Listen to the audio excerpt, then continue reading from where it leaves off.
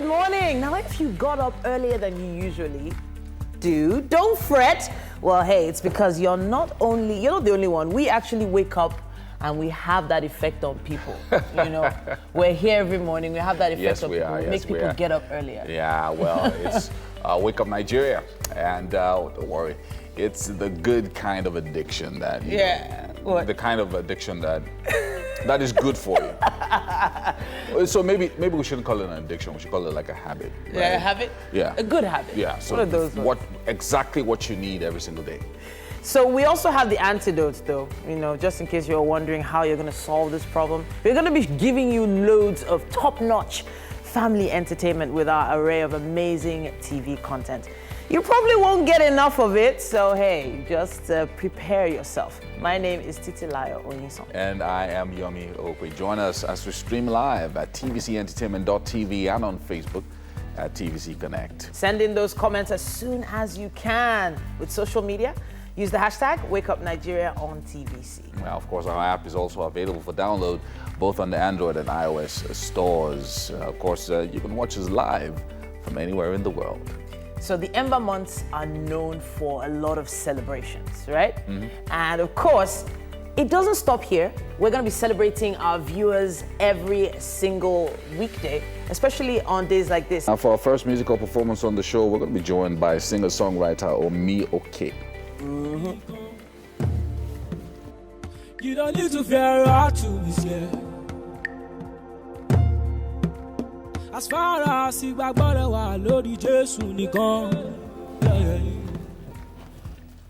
For wellness, we'll be joined by the founder of Innocent Minds Training and Consulting to talk about the misconception of mental health. And on DIY today, Farida Ola will be joining us to talk about how to make earrings with denim fabric. We always have this leftover denim at home. Yeah. Wondering what to do with it? Now that segment is for you.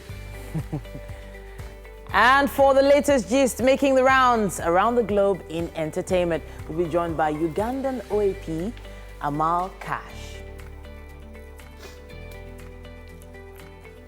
And for our second musical performance and the chat is pop singer and songwriter Rick Hassani with the first ever performance of his latest number, Number One.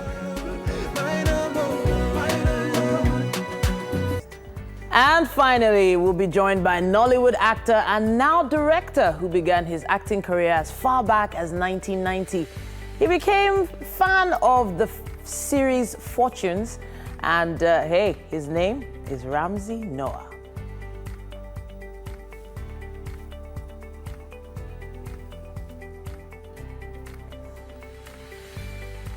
Okay, and we'll be talking about that new movie that'll be coming out very soon. Living in Bondage, the sequel. Yeah. Okay, it's that coming was out this what weekend. people were seeing just now. Yeah. So hey, good morning. Yeah, man. Yeah. You were talking about the Ember month and all of that. It's already, some people are already talking. We've spoken about at different times. People are already talking about 2020, and I feel like there's still we have 2 more months, right? Well, yeah, to the end of the year. We still have something, I don't know. I personally feel, yes, we can plan for 2020, but I don't know. I don't think it should be in the front burner. I feel like you still have 2 more months. There's still quite a lot you can still do. Some people have already cancelled. I'm not talking about those that have plans, maybe that they have what to do and they're planning for. No, I'm talking about those that have already cancelled 2019. 2019 was not a good year. 2020, we are ready. 2019 was, rehearsal. 2020. We're ready. But one of the things that's key is that most companies that make investments, they've locked up all their accounts. They're not actually buying new things. They're not paying for new stuff as of right now. Their budgets have basically been overextended. They're trying to plan for the new year. So any small change they now have, probably think about how to appreciate their clients and customers for the year. Like, do we have enough to even do this or do that? Do you do corporate gifts for your clients? You do? You have to. You don't have a choice, right? Yeah. So sometimes I think what I found is that for with corporate gifts, it's usually the gesture that counts. Yeah. So, but when you just totally ignore the client, sometimes just a card. So if it wasn't a great year, doing a complimentary card and letting the client know that we appreciate you and all of that is very, very good. Or for some others, you can do pens and a mug. Yeah. Depending on the level of the client, though. So there are some other clients, like for instance, last year, I had this client that was really, really, really just basically into us, always trying to help and all that. We had to do something fantastic in December. So you have to represent, because it's, again, your gift will make a way for you. And it will make sure that you stay in the mind of whoever has helped you before. Even if there's no business now, they're thinking about you that, okay, when business comes, this is the first person I'm going to call. So it's about that top of mind awareness. I hear that term a lot, top of mind awareness. Yeah. But, there's some people that are like, so 2 years ago, we were so influential. So just because this last year we didn't do much, so you people didn't send us gifts. Yeah.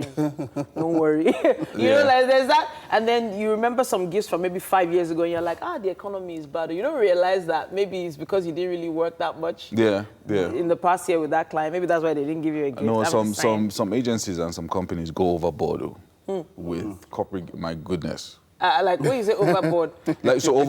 Overboard would mean so getting a chest, put an iPad in there, put. That would be nice.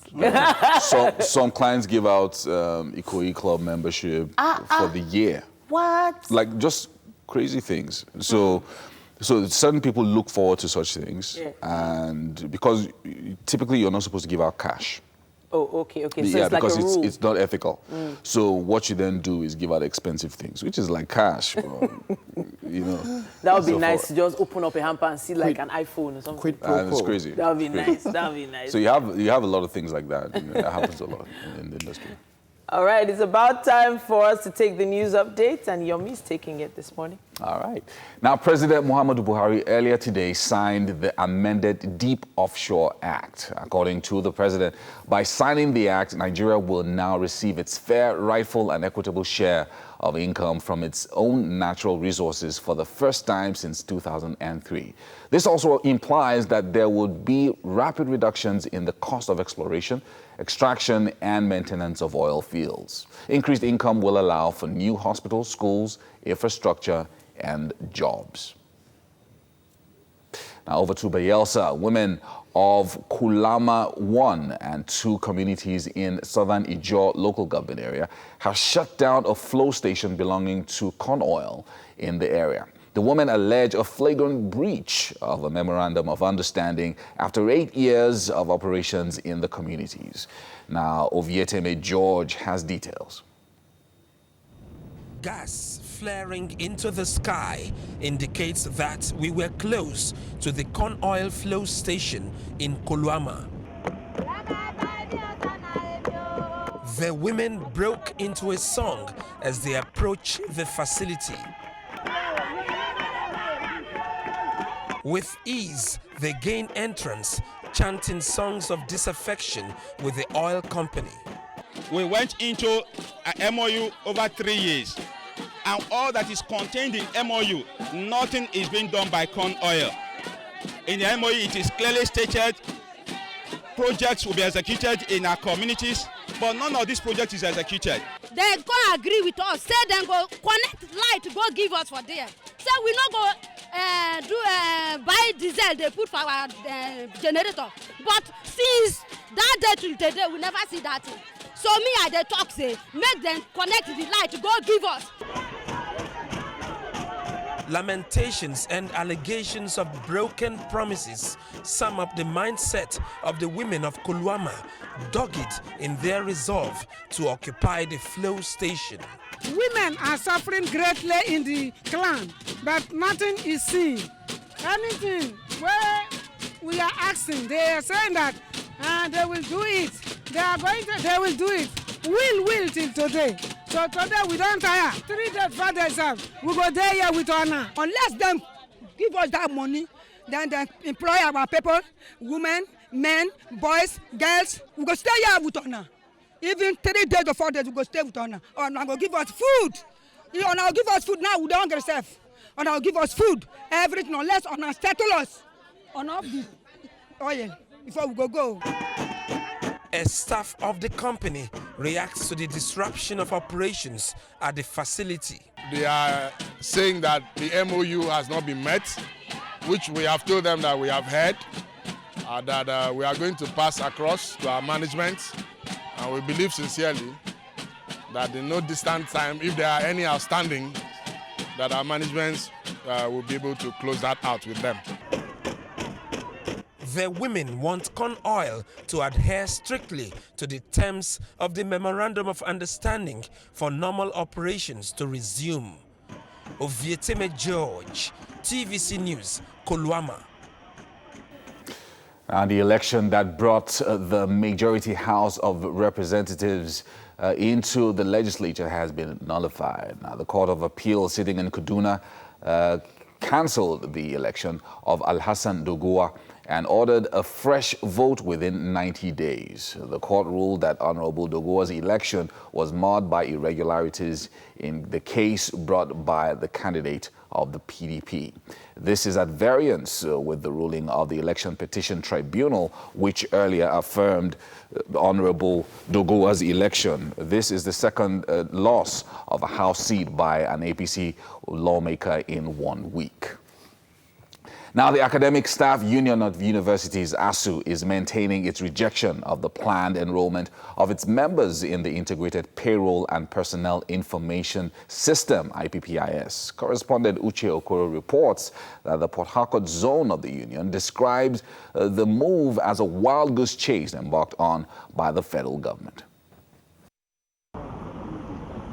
Many stakeholders for a long time have been clamoring for increased budgetary allocation for the education sector. In fact, underfunding of the sector, especially tertiary institutions, remains a topical issue. For ASU, introduction of an integrated payroll and personnel information system will further compound the problem. Let no one be left in doubt. IPs in the universities is part of the hidden program of government to undermine and underfund public universities, to deny poor Nigerians access to education. It is on record that government has consistently sold this bet to Nigerians that private universities, largely owned by public officers serving or retired, and their cronies, should be the way out of the comatose state of the Nigerian university system. Should the appeals be forced on the universities, the result will be widespread dissatisfaction among scholars. This will generate brain drain and consequently exacerbate the present shortage of academics currently experienced in the whole system.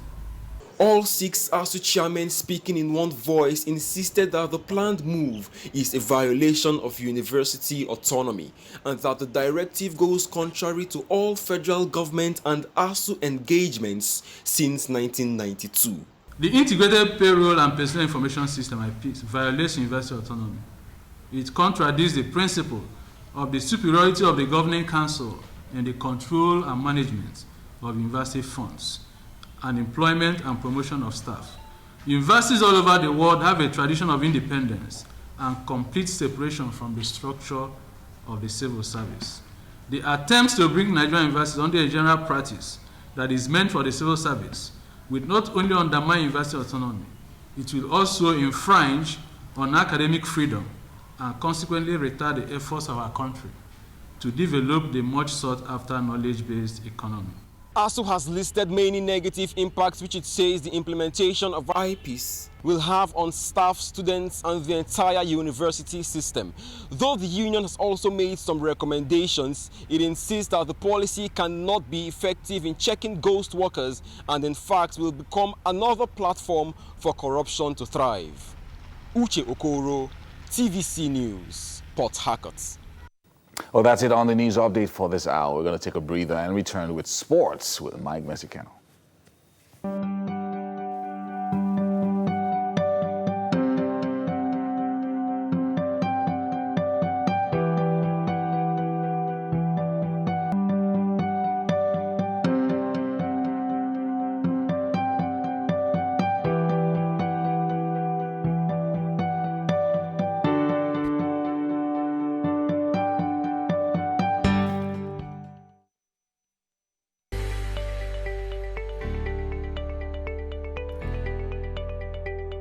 so much, Mike. We're going to be looking at the papers, starting with The Guardian. Yes, we have The Guardian newspaper here, and it says, why saints may not save judiciary by Senate panel. Africa loses $50 billion to corruption yearly, it says. Presidency, Sani differ on border closure. The story starts on the cover here and wraps on page 6. It also says here, Kaduna residents storm assembly in protest against banditry. Also, interstellar boss raises the alarm over threat to life, official frame-up.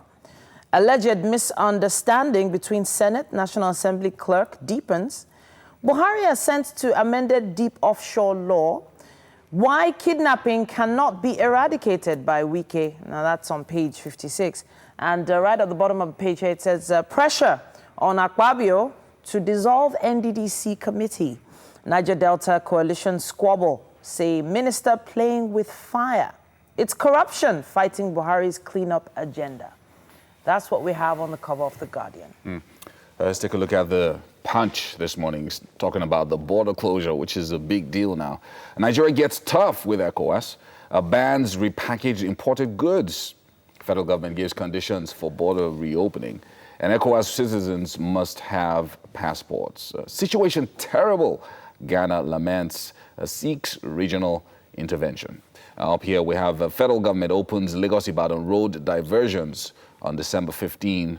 Our story is on page 29. Especially for those traveling for Christmas. They need to pay attention to that. And Supreme Court rejects suit on ex-CJN Onogen's removal. Buhari signs bill in UK, blames politicians, oil firms for tax losses. A debt servicing gulped $1.09 billion in 9 months, says the CBN. And police rescue 259 from Ibadan house of horror. Wow. My goodness. And oil is gone. Embrace agriculture. Obasanjo urges Nigerians. And still a few other stories here. Flooding. Federal government accuses Cameroon of breaching Ladgo Dam agreement. And finally, Edo crisis. Deputy governor slams Oshomole. Group warns Obaseki. That's what we have on the cover of The Punch. We also have The Nation newspaper here, and it says federal government gives conditions to reopen land borders, Nigeria to meet with Benin and Niger. Why Operation Amotekun is delayed, page 8 has more on that. And it also says here in our photo story, 259 freed from Ibadan, in Ibadan torture camp. Now these pictures, these are pictures of some of the victims of the Ibadan torture camp as at yesterday. And it seems like something from the Holocaust. You know, I'm just seeing people that have been starved. And this is what, the 4th or 5th camp that they're raiding now? I can't believe things like this are happening in Nigeria. It says, more income as Buhari signs amended Deep Offshore Act. At the top of the page here, it says ICPC seizes 2.4 billion naira from ex-PPMC boss. 1 billion naira traced to wife. Oshimbajo Emefiele for Oshun Summit, state to rejig economy. And you are safe, Lagos assures residents. Governor hails security. That's what we have on the cover of The Nation. Let's take a look at the Daily Sun. Tension as National Assembly over severance allowance. Senate President threatens clerk with suspension over delay in ex-legislative aide's pay. Ojuku's widow explodes. My husband's legacy is abandoned, laments Bianca. Flays Obiano's absence at memorial. Police undercover torture center in Ibadan. Over 400 inmates rescued. Shallow burial ground discovered. And bloodbath in Kogi University as cultists kill 13. 7 die in Kano mishap in Nasarawa. Apostle Suleiman may stand surety for Shore. And finally, Oshibajo, Emefiele, Babalaking, others for Oshun Economic Summit. And that's what we have on the cover of the Daily Sun. We also have the Vanguard newspaper here, and we have this headline, ex-presidents ask for tips to award contracts. According to the presidency, the records of some of his predecessors in office bespeak a greedy trail. When they go abroad, they first ask, what's in it for me? What is there for my family? President Buhari is different. Malam Garba Shehu with that quote there. It also says here, Mieti Allah's call for herdsmen settlements as panacea for peace in states, a mistake, according to Obasanjo. On Naira Watch, Naira appreciates to 362.55 Naira to the dollar in the INE window. And finally, Buhari signs amended Deep Offshore Act. That's what we have on the cover of the Vanguard. Yeah. Well, that's about all that we can take on the newspaper headlines. We're going to be back with Lagos traffic after this.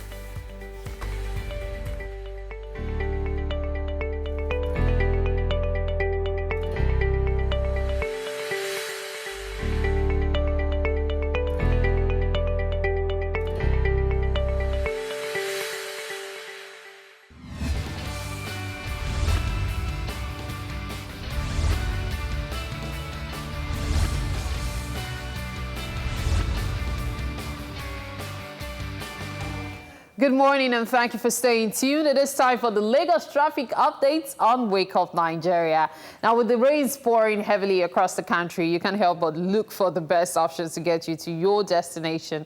Not just safe, but sound as well. And that's why we have you covered, as we intend to help you as much as we can. You can also help us simply by tweeting and sending messages via our social media platforms using the hashtag #WakeUpNigeria on TVC. And don't forget to send that really nice traffic selfie of yours, okay?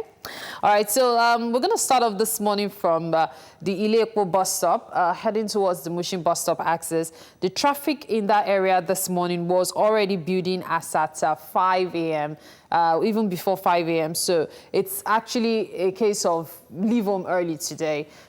Some portions of the road were being fixed this morning, and that led to some traffic such that most drivers had to go on the BRT lane, then go turn in front to connect back to the Ikeja bridge. So if you find yourself around that axis, that's what the problem is. That's the cause of the traffic because of the portions being fixed. Perhaps the workers have, packed up for the day, but who knows? In case you find yourself in that axis, you might want to consider taking an alternative route. Okay, so as it is right now, it will take you an hour, 10 minutes to get to Mushin bus stop from Ile-Epo this morning, which is quite a lot, considering how the traffic hasn't been so bad lately. The points to look out for, traffic-wise, you need to look out for the Yanopaja axis. There's a lot of traffic in that area. You also need to look out for the Dokpemu axis. In fact, the traffic is so bad this morning that just before Dokpemu, it builds up like light traffic. But as soon as you get into the bridge, it's bumper to fender. The gridlock runs all the way till you get to Ikeja. That's how bad it is. So it's not the usual start from Ile-Zik, start from Cement, start from Mangoro this morning. It is not, okay? So prepare your mind that from Dokpemu all the way to Ikeja this morning, it's a gridlock, and it's mostly so this morning. That's usually the places to look out for this morning, okay? So don't panic. Anyway, guys, do you have any updates for me? All right, some quick ones here. 22 seconds ago, that's about 6:35, on traffic butter.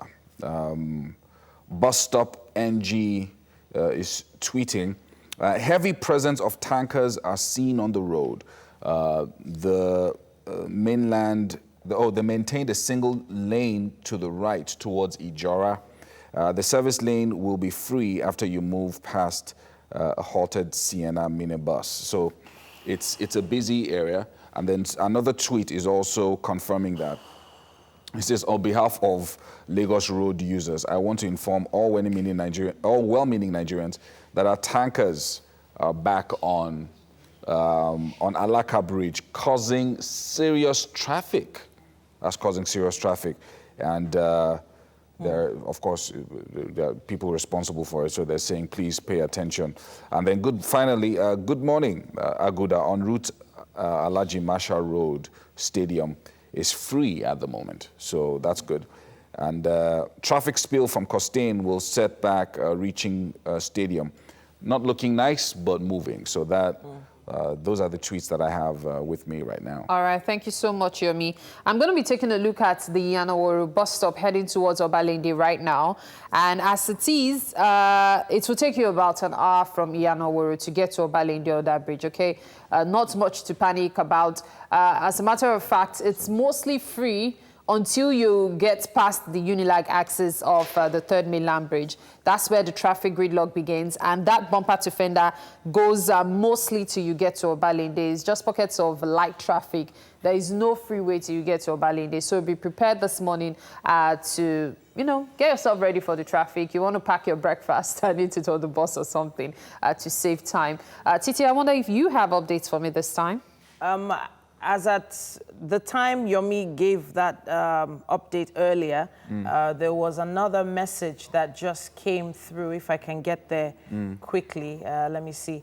It does have a lot to do with that particular area, the Aguda Alaji Masha area. There's one about a broken truck. Yes, yeah, a broken down Tata white bus just before Itolo Bridge, inwards at Jegunle, from Ikorodu will cause heavy vehicular impediments later, if not towed away on time.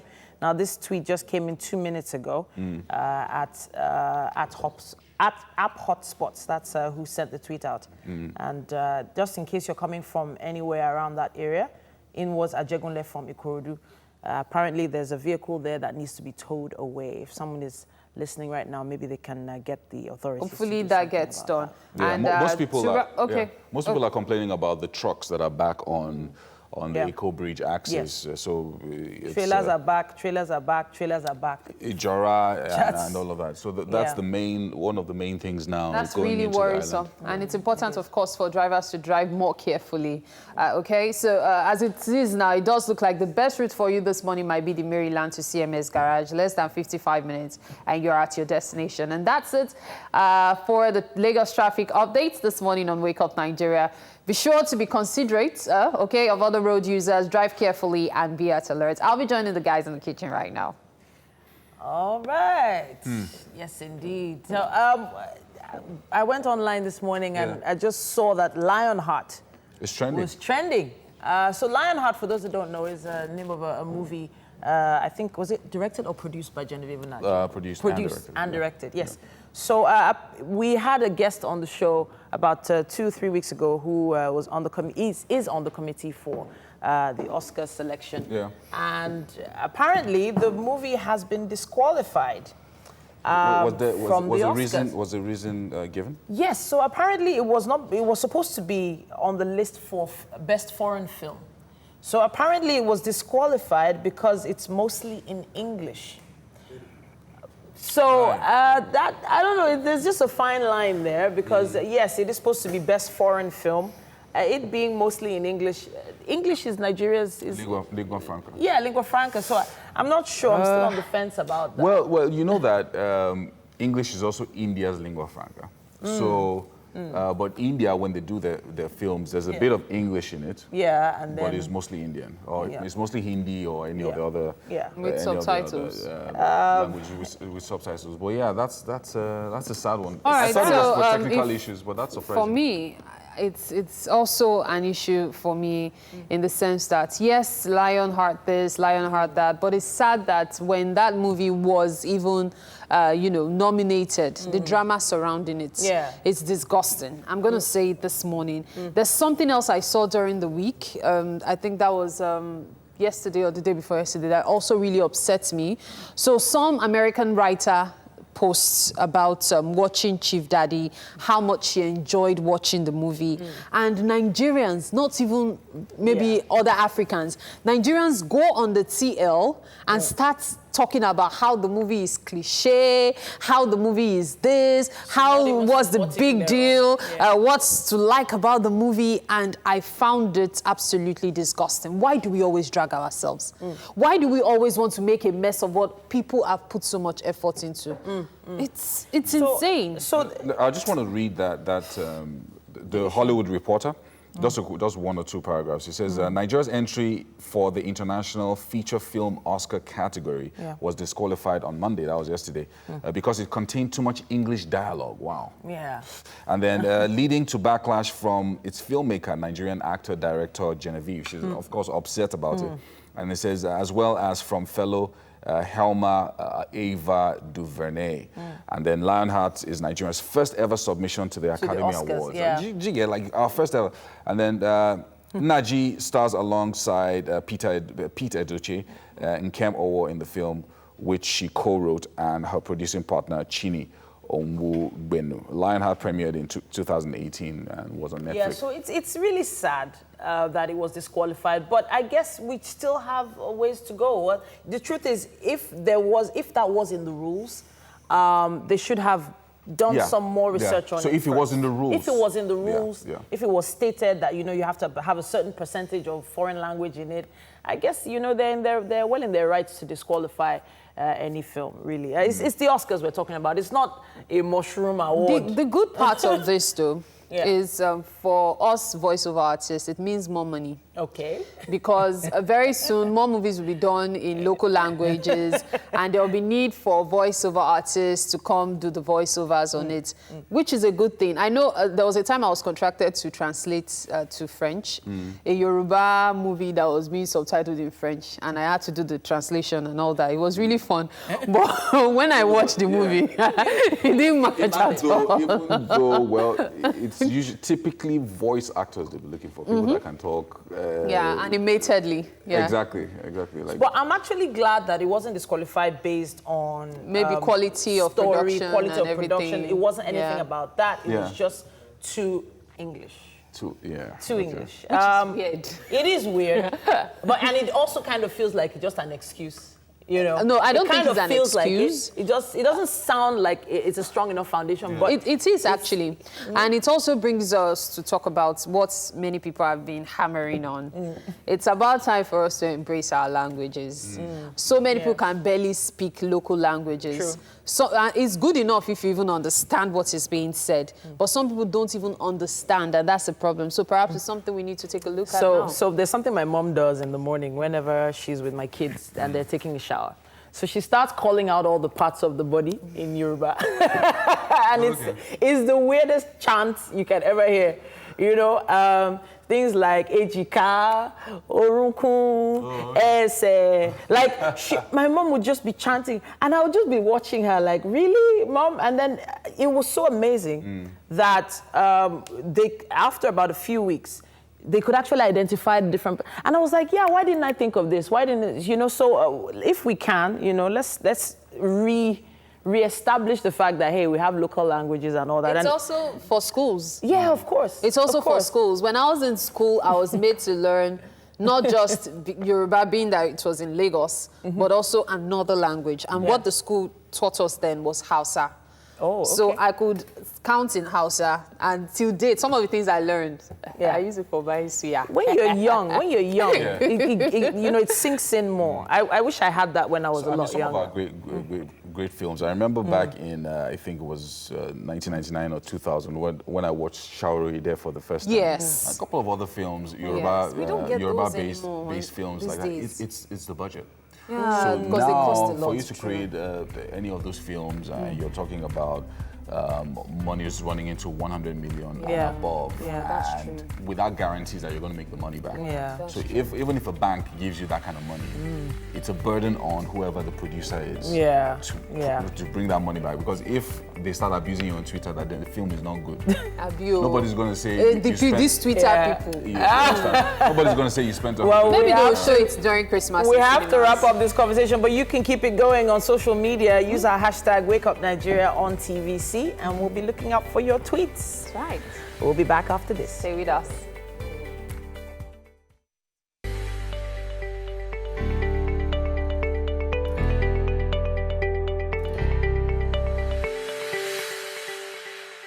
But Mary is standing by with our first performer for today. And I'm just looking at you and Yomi like, Yomi, you're a kiss.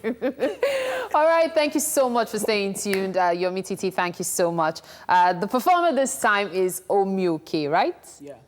Fantastic. Now, his real name is Idowale Olusegun. He is a gospel artist who made his debut into the Nigerian music scene with the release of 2 singles titled Ire and Signs and Wonders. Fantastic. In which he featured Timmy Phoenix.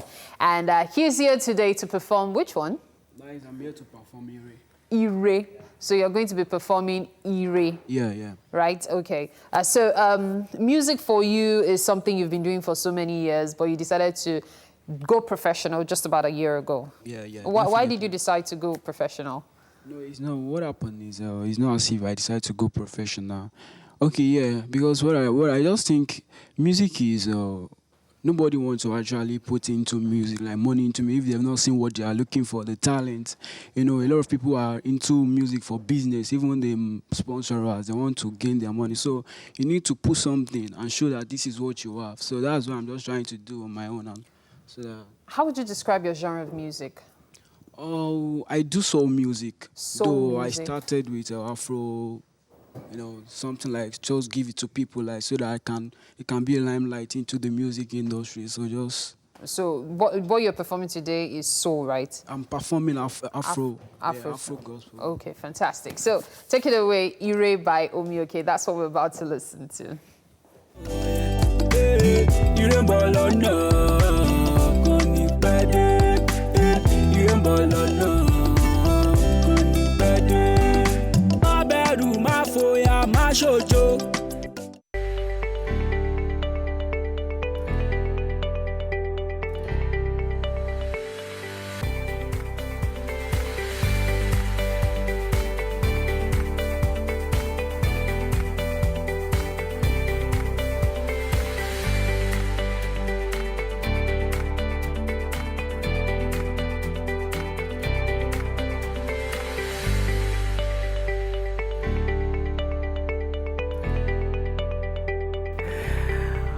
Wow, so wait, what is your favorite ritual in the morning? So mine is a nice cup of hot, strong black coffee.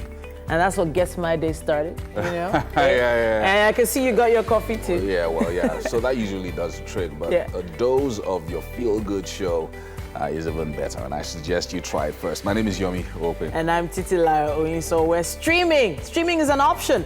And we have that available for you. You need to check us out at tvcentertainment.tv and of course on Facebook at TVC Connect. Send in your comments on our social media platforms, Facebook, Twitter, Instagram, and find us at TVC Connect. So if you're not following us already, I'm wondering why, because we have like 100,000 followers right now. Yeah, like honestly, we're just that good. Yeah. Okay, so use the hashtag #WakeUpNigeria on TVC if you want to comment on anything that's happening on the show that you like. We also have an app available for you to download. Just visit any Android or iOS store, and this app allows you watch us from anywhere in the world. Yeah. Yeah? Now, as usual, Wake Up Nigeria, we have many different things, but the kitchen is always very special. And of course, Chef Nathaniel, right? Yeah. Chef Nathaniel. He's in the building. Yes, with Mary indeed. This morning. And Mike is the one standing by him for some reason. I think he has seen plantain. You're not seeing me. I'm getting my coffee. He has seen ready, plantain. so. That's why he saw plantain come out. There's chicken breast too. Let's go. Chicken breast. Yeah. And do. Special menu. I'm seeing cheese. I'm seeing greens. I like this guy. Just very nice. I like this guy. When there's dodo and chicken breast, man, the combination, superb. As in, this guy is cooking in a suit, too. As in, like cooking in a blazer. Now, wow. Very nice. Let's go.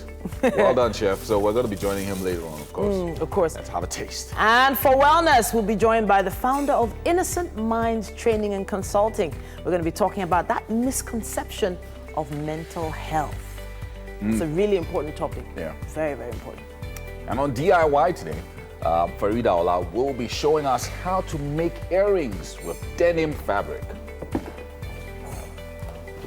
I would love to show my kids that DIY actually. Now for the latest in entertainment, making the gist around the world, we'll be giving you an update. We'll be joined by Ugandan OAP Amal Cash. Look at those costumes. Amazing stuff. Now, if you liked Omioke, that's that nice musical performance earlier on, This one is another for you this morning. Rick Hassani is back on the show and is giving us his first ever performance of the song Number One.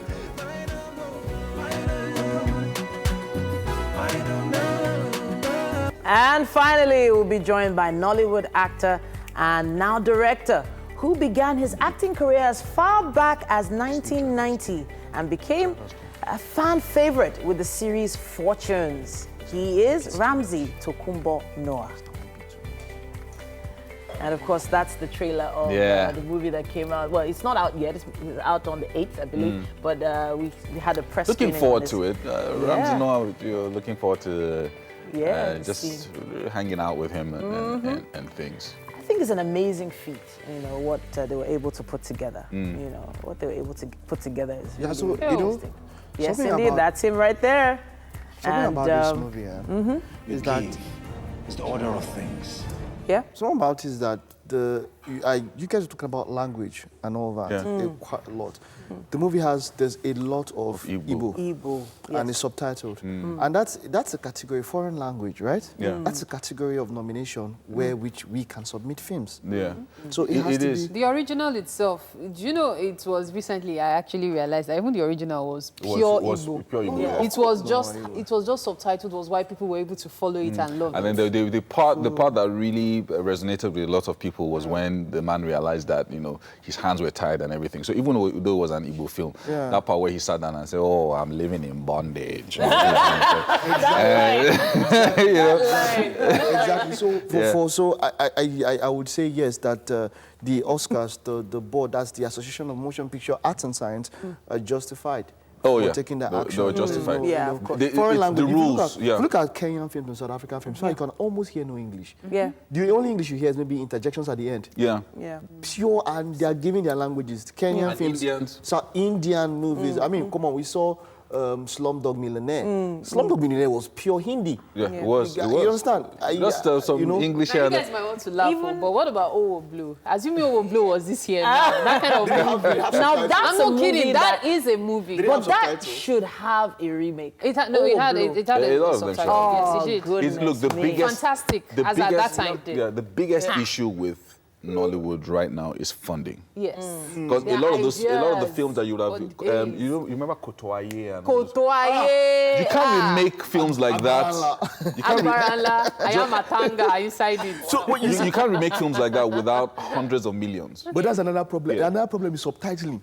If you watch our Yoruba movies, the person is saying something else. The subtitles. I don't know who they used to give to subtitle movies.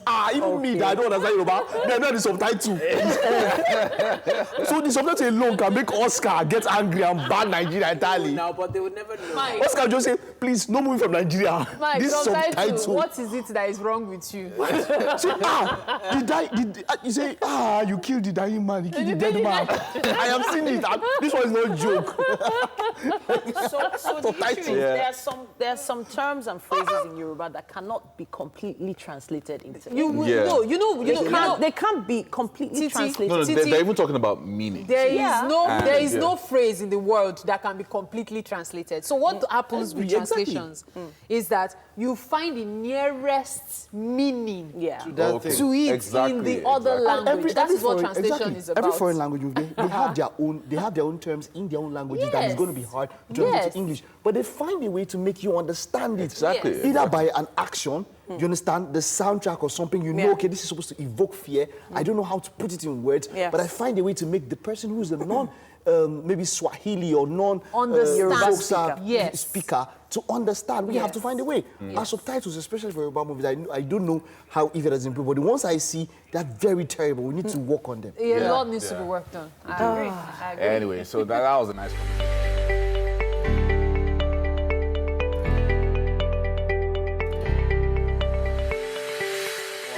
Chef Natido, Chef Nathaniel of Natido Cuisine is in the house, and today I like this spread here. This spread is making sense. Okay, Natido, what are we doing today? So we're having a unique breakfast meal. It's called plantain boat. Plantain? Boat. Like stuffed. B-O-A-T? Yeah. Boat? Yeah, it's going to be in the shape of like this canoe boat. Then we'll stuff some meats, vegetables inside. Yeah. Yeah. Okay. All right, plantain boats, that's our breakfast this morning. And let's talk about the ingredients that we have here. Wonderful spread, of course. So let's go. We have onions, we have vegetable. Okay. This is like an herb. What kind of vegetable is this, please? It's called rocket herb. Like all Rocket this herb. basil, rosemary, it's kind of. So it's all not the usual. Okay. So we have bell peppers, then we have spices, rosemary, nutmeg, salt, and mixed spice. Okay, Then good. we have our shredded carrots, we have cheese, plantain, vegetable oil, spring onions, we have pepper mix, and chicken and smoked fish. Chicken broth. Okay. All right. So let's take a look at the ingredients so that you can, in case you want the recipe, like what mentioned, we have salt, we have herbs, we have peppermint, we have smoked fish, we have vegetable oil, we have chicken breasts, we have spices, cheese, vegetable, bell pepper, and of course, right. Plantain, aka dodo, when it's done. Dodo. So just write down those ingredients in case you want a recipe, and then we're going to start up our job now. So Chef Natido. We're going to start with the chicken. We're going to boil it. We're going to boil it, Yes, Well, we'll still fry it, yeah. I know that's what you like. Okay, so yeah, let's go. Okay, we're spicing the chicken up, right? Okay, good. Just need to shoot. So we'll let you come back and see the process. Well, like we said, we're starting with the chicken. This is just an introduction. We'll take a break now. Don't go nowhere. Myself and Chef Natido are coming back with plantain boat.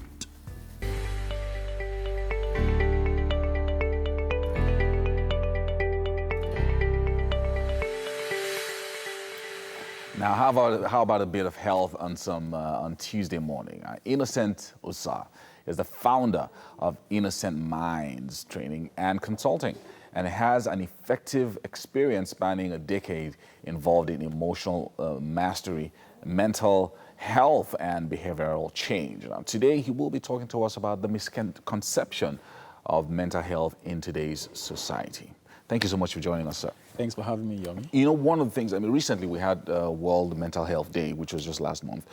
And lots of people were talking about different things. Yep. And sometimes all of that can be lost there can be a confusion or an overload of information.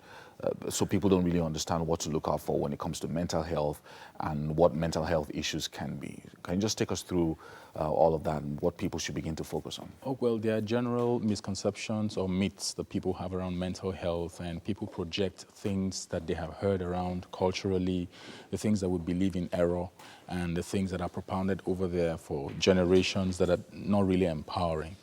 You have people believing, for example, that people who are going, and there's a difference really between mental health and mental illness. Mental health is a general wide area, looking at the different issues, including what you're doing now, which is educating the viewer on this issue. Including what you're doing now, which is educating the viewer on these issues. But mental illness is when people are suffering from specific challenges. So mental health is wide. And people there are just general misconceptions about people having mental health, and there are a number of them out there. For example, in Nigeria, generally, people believe that when you want to talk about mental health, it's a foreign issue. It's things that bother around people who have mental health challenges or who are mentally ill. It's not really something that is real here. It's not with us here. It's out there. Issues around suicide only recently, came on the front burner of our conversations, and people generally would perceive this as Oyibo man's challenge. But because we have had a silence culture, a situation where we perceive people who are dealing with mental health issues as having some challenge. People don't want to marry from those families. So families, even when I have a staff, someone I work with, whose grandfather died from suicide, but it was never reported. And we have many such because it's perceived, as, something shameful and stuff like that. So we believe that with what is happening now, people are opening up, people are dispelling these myths, myths like people who are mentally ill are violent. They are not necessarily violent. In fact, they are victims of what other people have done to them. One of the challenges, I think, I'm glad that you're talking to us about some of these things and differentiating between mental health and mental illness. One of the challenges, again, is that a lot of people also live in denial because of fear of being stigmatized or being ostracized by society.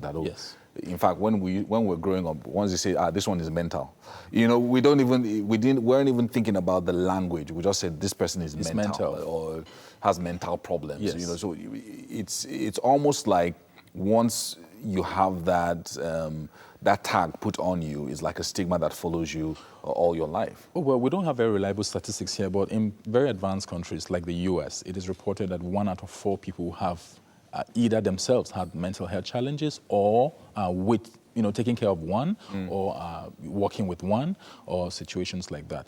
Here, it probably will be worse because of, the pressure we live in with economic challenges, issues with family dysfunction in Africa, and just many unresolved traumatic experiences that people have been through in our past. Here, we just move on when we go through pain, when we go through trauma. We are experts at moving on. And trying to forget. Yeah, and trying to forget, and trying to suppress, and trying to live in denial, like you rightly said. And so what that does is it just puts, it's like everybody is you see this show up in road rage, in traffic. You see this show up with people, having this unwarranted response in anger, and you're thinking, golly, this person is this respected person, or is supposed to be this person, and look at this response, this knee-jerk response in public, in a filling station, on a queue or something, and then you're wondering, oh, this person has been happily married. How did he kill his wife? Or how did she do this to the child? And you're wondering, oh, these are things that we've kept under wraps. They are not reported, and we don't create an environment for people to be able to come to talk without the stigma. For people to be able to, we even have a tag for the medical doctors, the psychiatrists, the psychologists that help people with these issues. When you say, oh, I have an appointment with my psychiatrist, you can imagine what people will think. Like, oh, are you okay? Exactly, that's what. But we should all actually be seeing psychiatrists the same, and psychologists the same way that we have appointments for our physical health check. One of the things that I've always that I'm always curious about is, how does one then begin? Let's say I've decided that I'm moving away from denial and all of that. I want to get help. Yes. What are the steps? Whether it's a great mental challenge or even just the beginnings of something. Maybe somebody has discovered that he has, you were talking about knee-jerk responses to small situations. Yes. At the petrol station, somebody's screaming, or somebody slaps his child suddenly. Things like that. So when people begin to discover these things about themselves and they know that this is not normal, what are the things they're supposed to do? I would say that you need to talk with a psychologist, or a clinical psychologist, or a psychiatrist. To talk to a psychiatrist and, say, oh, I need to be able to have an examination of what's going on with me, is to say that you are waking up, like your program says, to the reality that I may have a predisposition, or I like to prevent. You see, we have anger issues, they're unresolved, but we think, oh, that's okay, that's just fine. But when you can talk with a professional, you begin to prevent things that may show up in the workplace, things that may show up in relationships, things that may show up with our productivity generally, things that may show up in our businesses. And you see people showing up in the public forum as, an appointee in government or an elected official, and they steal some money and they do something, and you're wondering, what was it thinking? Our inability to focus on how can we prevent these things, how can we talk to people who are, also have people around you that provide support, that are able to be honest with you about giving you feedback, how you're responding to challenges, how your bosses, your colleagues, your line managers at work, family members, people that can give you feedback without you saying, oh, going on the defense and all of that. That's where it starts. To surround ourselves with people who are genuine and sincere in their feedback to us. And then, of course, to see professionals. There are counselors also that can help people to be able to say, oh, this is what's going on with you, and offer support and offer guidance without judgment and criticism. Now, talk to us about some of the initiatives that you have been involved in, either directly or with partners and all of that, so that people can also know that, look, this is how I can get help. A lot of times people think, I can't go to the hospital and say I have a mental problem. Yes. I can't say, it's how you're asking someone, maybe a husband is asking his wife, what's wrong? And she can't pinpoint what's wrong. She just knows that she's not happy or whatever. Exactly. It is. So what are the things that, some of the things that you have done that people can approach and say, okay, I can go for this event, or I can be a part of this, maybe this committee of people, or this community of people that can be maybe a source of help for me? Okay, we have worked mostly in the area of training, and we have worked mostly in the area of doing some one-on-one therapy work with people. We've done training for professionals in the mental health industry. We've done trainings for psychologists, for psychiatrists to understand the whole area in which I'm an expert. It's called Neurolinguistics programming, to help people to understand how in today's modern days, the challenges have changed. The whole mental health approach to dealing with issues have evolved, and people would need to look at it from really a very modern perspective, vis-a-vis what was going on 10 years ago, 15 years ago, 20 years ago. And also in working with individuals, people in coaching, people who want to produce better results, then you would notice that they've got some patterns that are showing up that they may not be aware of. Many people are actually very ignorant about what's going on. So patterns are showing up that are showing up as lack of productivity, or they are showing up as challenges in relationships. They are showing up as, and sometimes it's because there is an underlying mental health issue that has been unaddressed. And once we point that out to people, it helps. Then, of course, we do a lot of free events, like every 2 months in Lagos, every month in Abuja, where we get people to come in to work on how people are concerned about how to make more money. Yeah. They're concerned about how to produce better results. In doing that, we begin to point out to them unresolved issues in their past. Right. And when people come face to face with the truth in a non-judgmental way, they go like, wow, I like to have a conversation around this. Because I mean, these are some of the things that people have been shying away from for many years. And it's almost like in the past 3 years, we're hearing a lot of horror stories, and everybody's wondering what these stories are from. I'm now wondering, is this because of social media that we're seeing a lot of these stories come to the fore? Did they used to happen? Or is it more of, like you were talking about, the more recent challenges that we're facing as a people? They've always been there. We, however, have very present economic challenges right now with people. The economy isn't doing so well, and then we have issues with people with jobs, issues with people trying to transit from not having a job anymore or having a job to trying to do some entrepreneurial, adventures. We've got people now who are also being honest as celebrities to say, oh, I've been through this, all around the world. I've been through these reported cases of suicide. Social media is also bringing this to the fore. There's also a lot of abuse and misuse of social media as well. Sometimes where you see people insult strangers, people attacking people who are supposed to be victims, who need help, and then you're wondering, hey, what's going on? So it's a combination of so many different things. For instance, I mean, initially nobody thought that there was violence against men, and then suddenly we're seeing woman kills husband, and then it happens repeatedly. You have even seen the social experiment yourself, where a woman attacks a man in public, and these videos are done, and the public just overlooks. Hey, it's funny, but when the woman shows the woman the next scene, everybody starts to shout. Violence against men is generally ignored and perceived to be nothing, but men have really been through a lot of stuff, and what we see, because men are generally stronger physically, and in patriarchal societies like ours, men are advantaged by economic, power and all of that. You tend to see women as a victim and all of that. So anyway, I mean, as we're rounding off, I mean, there's someone who's listening now, and maybe they've been trying for a while to pinpoint, why am I unhappy? Why am I sad? Or why does it look like the whole world is on my shoulders and all of that? What's the first step? I mean, after watching this program, what's the first step this person should take today? I would say find someone around you who you trust, who isn't going to snitch on you and talk about your very personal issues, and talk with them. And if you can also ask them or someone else or anyone that you know around you who is an expert in this area, who may be a psychologist, a psychiatrist, some coach, or someone who is a therapist. We don't have so many of them in this country, who can help. And then, of course, you can go online and check. I don't advise people to Google symptoms and all of that, because it causes confusion. But go and check who can can help in the area, that you are feeling challenged. But the most important thing, and sometimes you want to talk to your religious leader. Some of them are becoming very enlightened and very educated about these issues, and they point you to professionals who can help in these areas as well. But talk to somebody. Don't keep it in. Don't soak in the pressure, and especially if you're a man, and say, oh, I've got to be the man. That's what we've been told for long.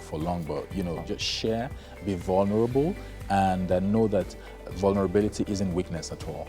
Innocent, thank you so much for joining us this morning. This Thanks has been an amazing talk, and relating with our health, mental health, especially as people put too much pressure on themselves leading to the end of the year and worrying about Christmas and stuff. So don't worry about anything. Just do your best and try to get help if you can. We're going to take a break now and be back with more on Wake Up Nigeria.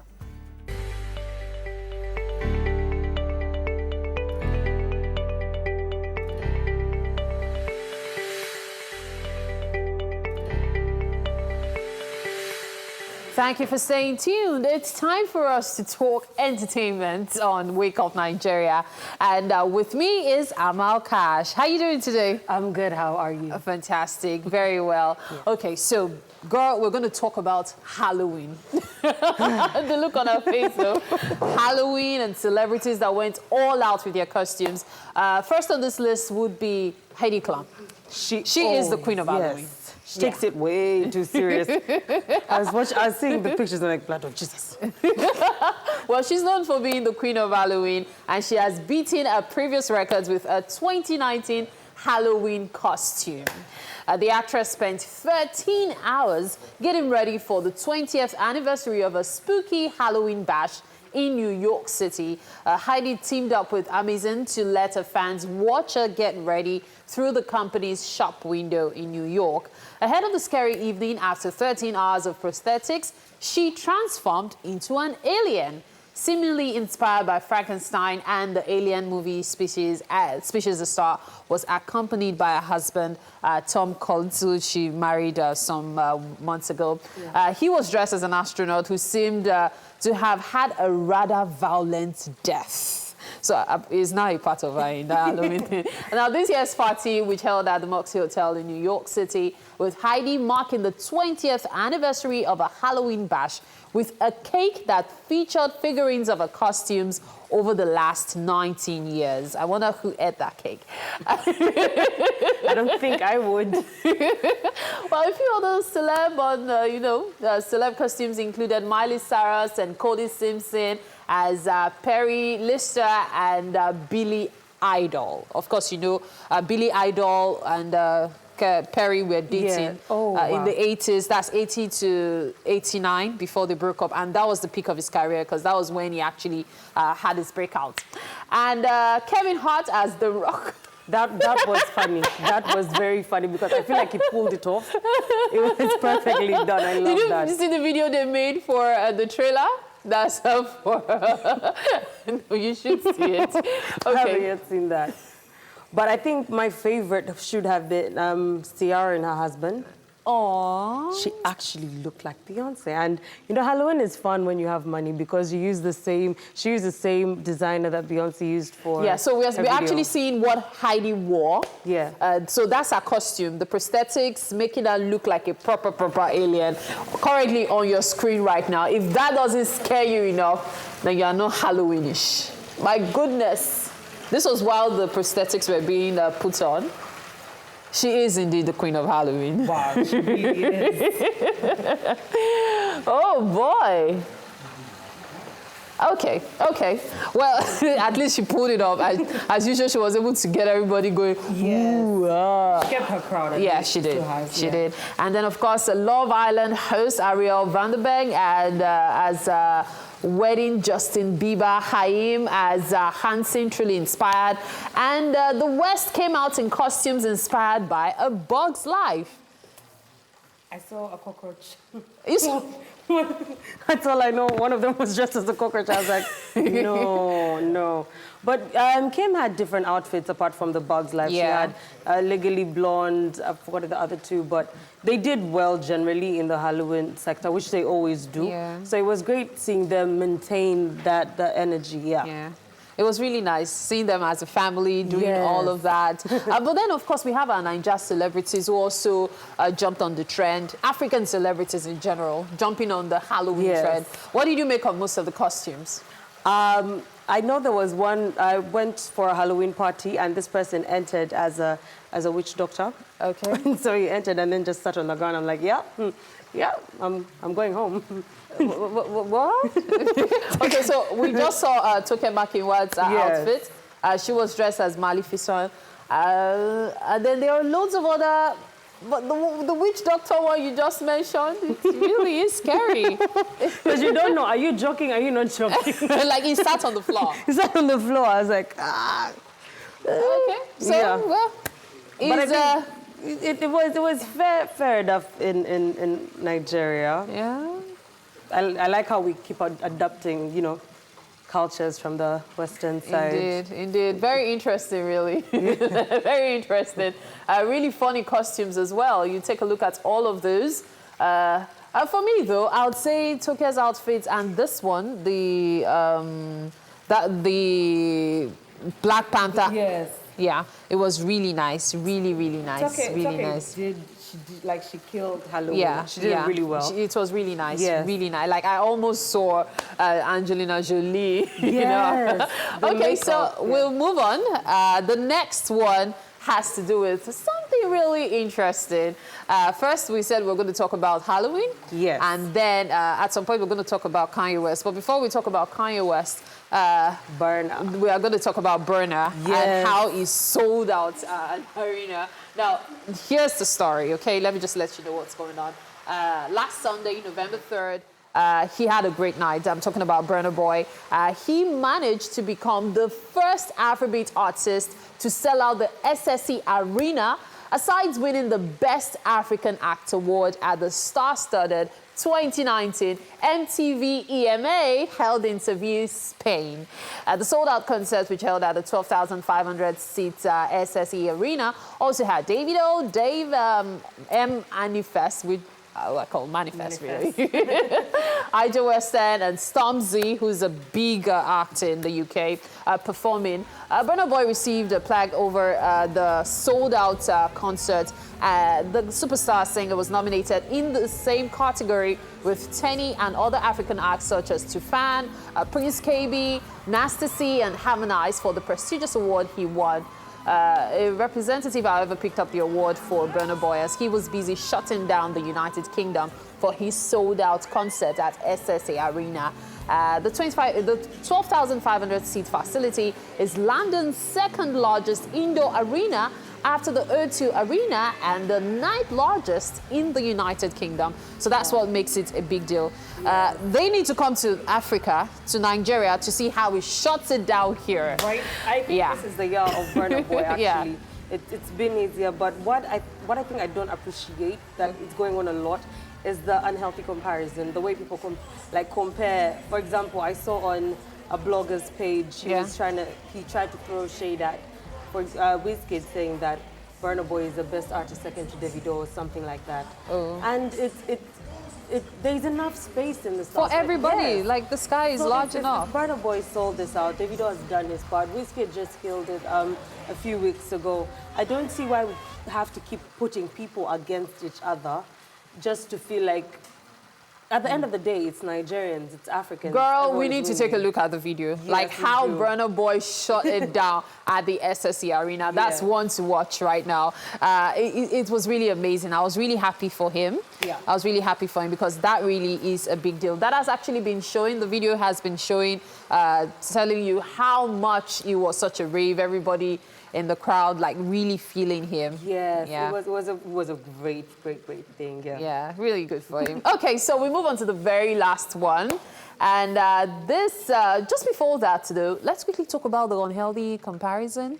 You mentioned that the fact that people keep comparing, artists, Davido and all that. Even Tiwa Savage and Yemi Alade, they also have their own issues going on. And I feel like by doing that, sometimes we forget the other people that are out there representing Africa as a nation and taking Afrobeats to the world, because we keep sticking on this percentage of people and trying to put them against each other. other. We forget the other people that are still trying to go out and, you know, spread the Afrobeat thing. And I think we need to change that mentality. Okay. Yeah. Now, finally, Kanye West and his $55 brunchella meals dragged as attendees were not happy.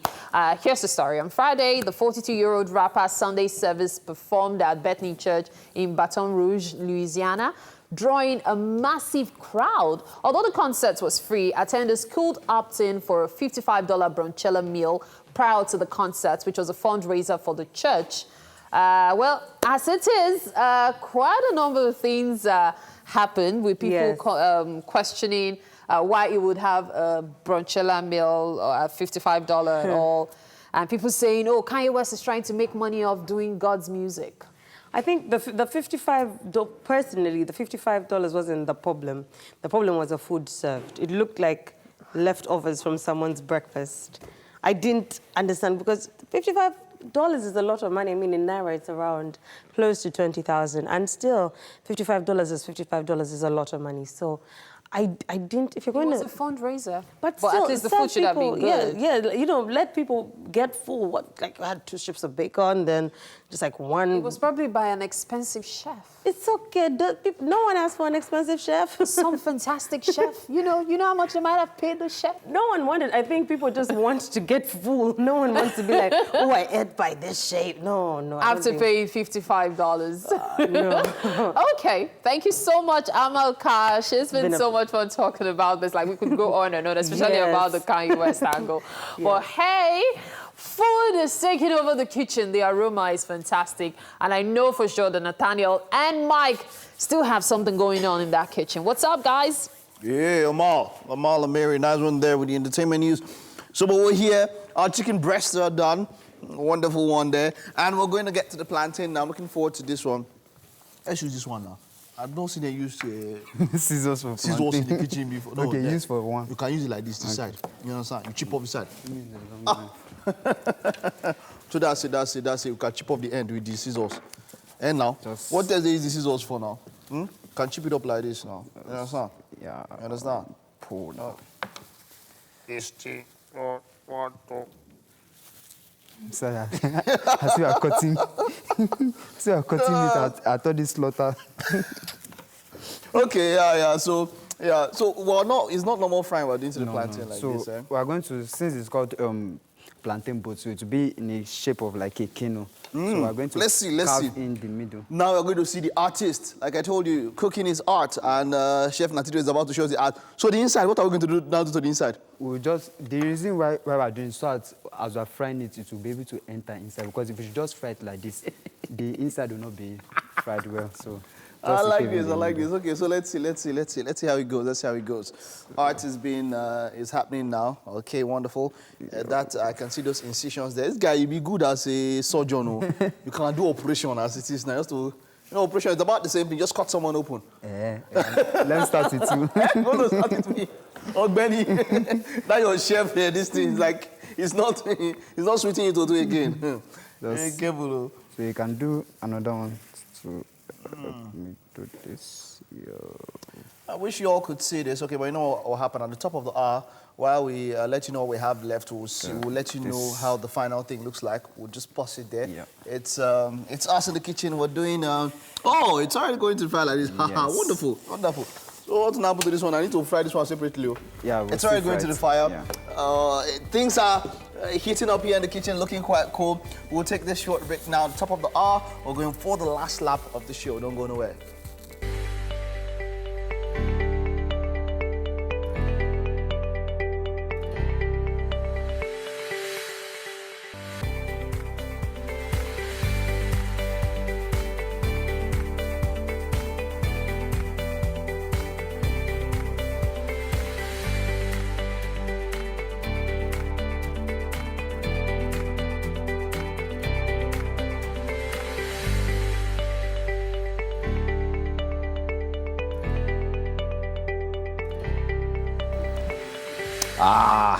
Yeah. 2 hours gone down.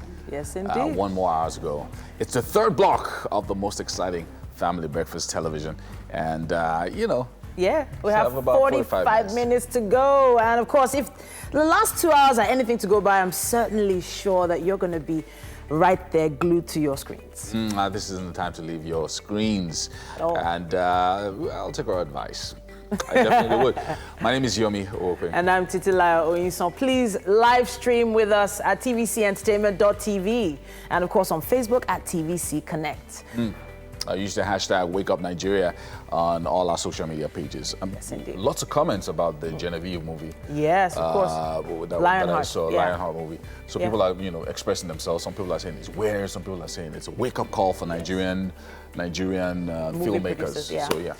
It's also possible for you to download our mobile app for Android and iOS stores. Please have this app on standby so you can watch us from anywhere in the world. Yeah, anyway, we have a musical performance, the second one for today, coming up very shortly with the one and only Rick Hassani. Yes, indeed.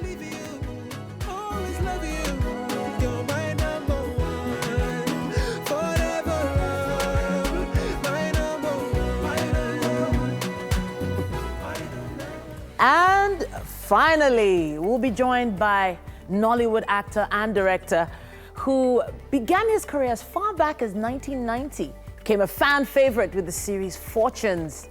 The one and only Ramsey Noah will be in the studio. Involving countless murders. What do you have to do with all these killings, Mr. Zion? Why is he after you and your son? If we go down, you go down. All right. And of course, in the kitchen, we have Chef Nathaniel working his magic. We will all see all the work, the hard work, the blood and sweat are putting into that thing. Yeah. You don't want us to say that. Yeah. We still have our DIY as well. Chef Nathaniel is repping. DIY. We're going to be, learning how to make earrings today from denim. The show is loaded, man. Yeah, really loaded. And then the food as well, just... So Mary It's always... the food everybody has been about. See Mike's face. Our noses are like... Ugh. But Mary, you always have those days of the year thing you pull out of your back pocket. Today is gunpowder day. Oh, yes, Guy Fawkes Yes, Day. yes. Yeah. Today is also Love Your Red Hair Day. Like if I ever color, I've never colored my hair in my entire life. If I ever color it, it's definitely going to be red. Really? Yeah, I have a thing for red hair. I find it very cute. Okay. Today, well, that's about the most important ones anyway. Those two stick out. So Guy Fawkes Night is always a really interesting holiday in the UK. Now, of course, because of my time in the UK, I can tell you that it is also a very scary day because everybody comes out with these masks and different costumes and, of course, the fireworks that go off. It can be crazy. But it's like Halloween on steroids sometimes. You know? Anyway, we do have to take the news now. And President Muhammadu Buhari has finally signed the amended Deep Offshore Act. According to the president, by signing the act, Nigeria will now receive its fair, rightful, and equitable share of income from its own natural resources for the first time since 2003. This also implies that there will be rapid reductions in the cost of exploration, extraction, and maintenance of oil fields. Increased income will allow for new hospitals, schools, infrastructure, and jobs. Over to Bayelsa, where women of the Kaluma 1 and 2 communities in southern Ijaw local government area have shut down a flow station belonging to corn oil in the area. The women allege a flagrant breach of a memorandum of understanding after 8 years of operation in their communities. Ovietime George has details.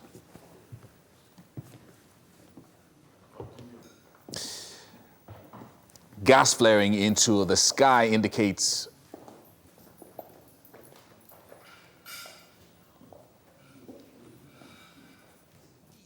they gain entrance, chanting songs of disaffection with the oil company.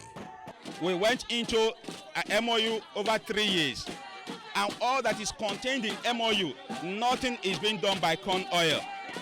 In the MOU, it is clearly stated projects will be executed in our communities, but none of these projects is executed. They go agree with us, say them go connect light, go give us for there. Say we not go buy diesel they put for our generator. But since that day till today, we never see that thing. So me I dey talk say make them connect the light go give us. Lamentations and allegations of broken promises sum up the mindset of the women of Kuluama, dogged in their resolve to occupy the flow station. Women are suffering greatly in the clan, but nothing is seen. Anything where we are asking, they are saying that they will do it. They will do it. Will till today. So today we don't tire. 3 days, 4 days, we go there here with honor. Unless them give us that money, then they employ our people, women, men, boys, girls, we go stay here with honor. Even 3 days or 4 days, we go stay with honor. Or now go give us food. Or now give us food now, we don't get safe. Or now give us food, everything, unless honor settle us. On off the oil before we go. A staff of the company reacts to the disruption of operations at the facility. They are saying that the MOU has not been met, which we have told them that we have heard, that we are going to pass across to our management, and we believe sincerely that in no distant time, if there are any outstanding, that our management will be able to close that out with them. The women want corn oil to adhere strictly to the terms of the Memorandum of Understanding for normal operations to resume. Ovieteme George, TVC News, Kuluama. Now, the election that brought the majority leader of the House of Representatives into the legislature has been nullified. The Court of Appeal sitting in Kaduna cancelled the election of Alhassan Doguwa and ordered a fresh vote within 90 days. The court ruled that Honorable Doguwa's election was marred by irregularities in a case brought by the candidate for the PDP. And this is at variance with the ruling of the Election Petition Tribunal, which earlier affirmed Honorable Doguwa's election. This is the second loss of a House seat by APC lawmaker in 1 week. The Academic Staff Union of Universities, ASU, is maintaining its rejection of the planned enrollment of its members in the Integrated Payroll and Personnel Information System, IPPIS. Correspondent Uche Okoro reports that the Port Harcourt zone of the union describes the move as a wild goose chase embarked upon by the federal government. Let's take a look. Many stakeholders for a long time have been clamoring for increased budgetary allocation for the education sector. In fact, underfunding of the sector, especially tertiary institutions, remains a topical issue. For ASU, introduction of an integrated payroll and personnel information system will further compound the problem. Let no one be left in doubt. Peace in the universities is part of the hidden program of government to undermine and underfund public universities, to deny poor Nigerians access to education.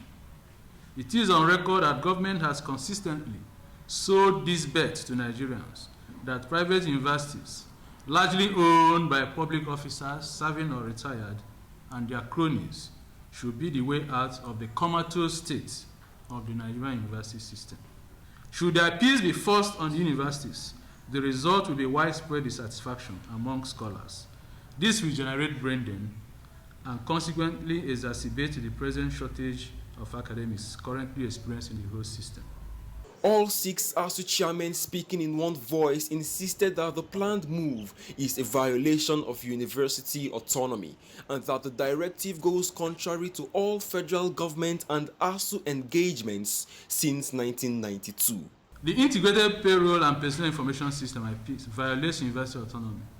It contradicts the principle of the superiority of the governing council in the control and management of university funds and employment and promotion of staff. Universities all over the world have a tradition of independence and complete separation from the structure of the civil service. The attempts to bring Nigerian universities under a general practice that is meant for the civil service will not only undermine university autonomy, it will also infringe on academic freedom and consequently retard the efforts of our country to develop the much sought-after knowledge-based economy. ASU has listed many negative impacts which it says the implementation of IPs will have on staff, students, and the entire university system. Though the union has also made some recommendations, it insists that the policy cannot be effective in checking ghost workers and in fact will become another platform for corruption to thrive. Uche Okoro, TVC News, Port Harcourt. Well, that's the news on Wake Up Nigeria for today. The weather forecast is next, and after that, a performance by Rick Hassani.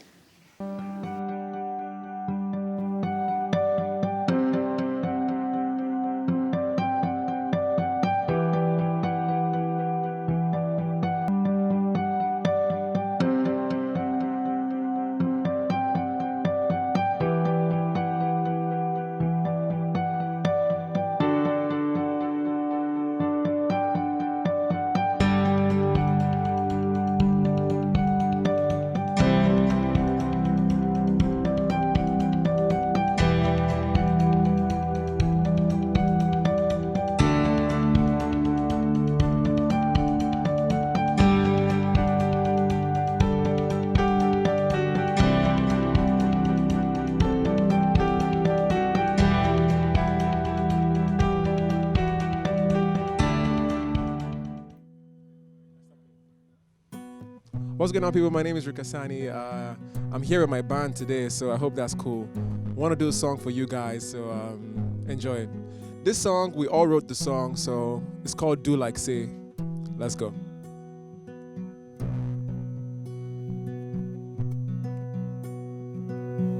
Hey lady, I've been looking at you since I walked in. You've been looking like you needed somebody. I know you wanna dance with me. Oh yeah, baby, come close to me.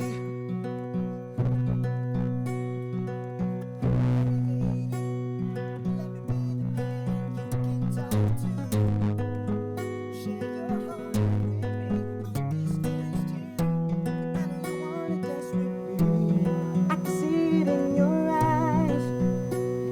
I bet you know the fun for me. Baby, they do like say, you know one dance, so I've been watching you for long, looking at your pretty face. It's no mistake that I'm crazy about you. You're busting my brain, baby, you're busting my brain. I know go lie, oh, baby, me I know feel lie, oh. Baby, they do like say, you know one dance, so I've been watching you for long, looking at your pretty face. It's no mistake that I'm crazy about you. You're busting my brain, baby, you're busting my brain. I know go lie, oh, baby, me I know feel lie, oh. Why you say you know this shit, your pretty boy? I don't make you move to the groove. You can call me Jackson. Let me fall for you. The way you move, turns me on, turns me on. Baby, they do like say, you know that feeling the boy, but let me tell you something. This better with a critical something. I thought you must have feel the anointing. Oh, yeah. It's you I'm calling, baby. Don't look away. Don't look away. Just take my hand, girl. I want you to dance with me. Baby, they do like say, you know one dance, so I've been watching you for long, looking at your pretty face. It's no mistake that I'm crazy about you. Busting my brain, baby, you're busting my brain. I know go lie, oh, baby, me I know feel lie, oh. Baby, they do like say, you know one dance, so I've been watching you for long, looking at your pretty face. It's no mistake that I'm crazy about you. You're busting my brain, baby, you're busting my brain. I know go lie, oh, baby, me I know feel lie, oh.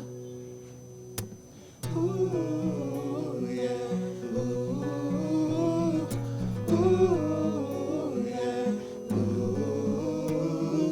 ooh, yeah, ooh, ooh, yeah, ooh.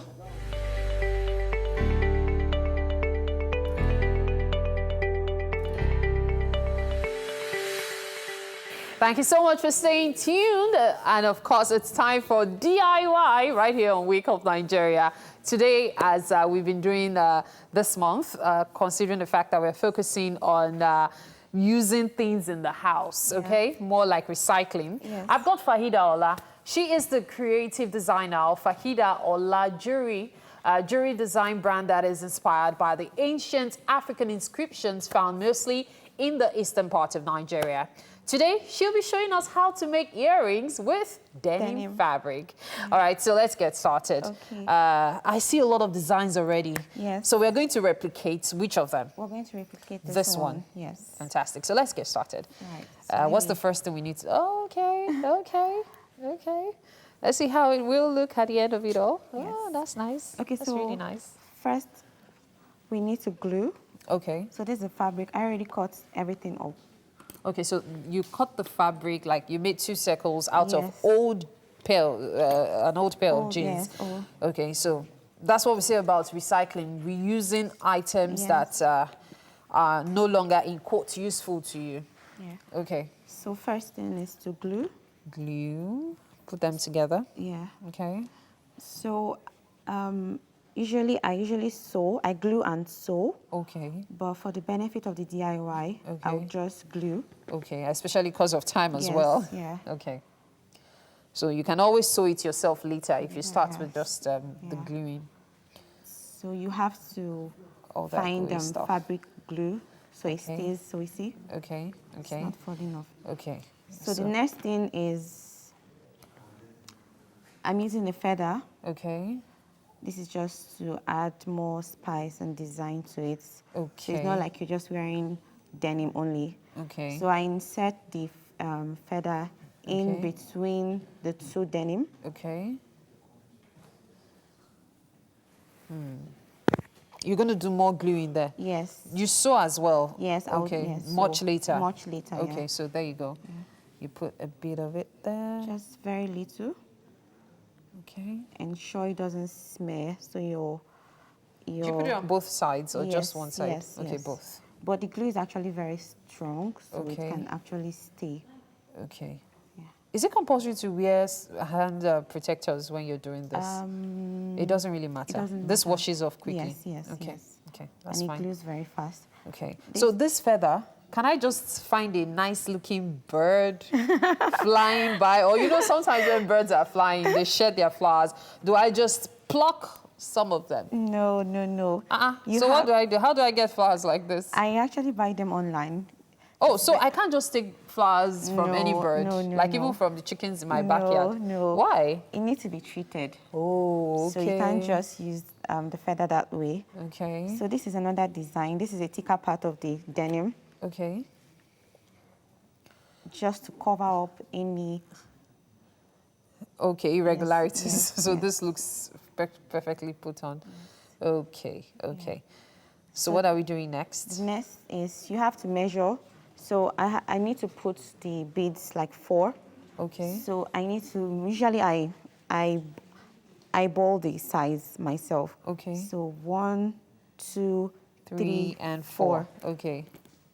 So you add your glue. Glue 1, glue 2, glue 3, 3, glue 4. 4. Yeah. This is something you could do on a kiddies show. So you could also do it with your children at home. Fun stuff to do as a family. Yes. Keep the glue far from them, though. Okay. So the glue glues very fast, so it won't fall off. It's going to dry out just the next 2. So this is, see, we're very close to getting it. Yeah. In fact, we've gotten most of it. The only thing left is just the sewing that is added to it. This was done before now.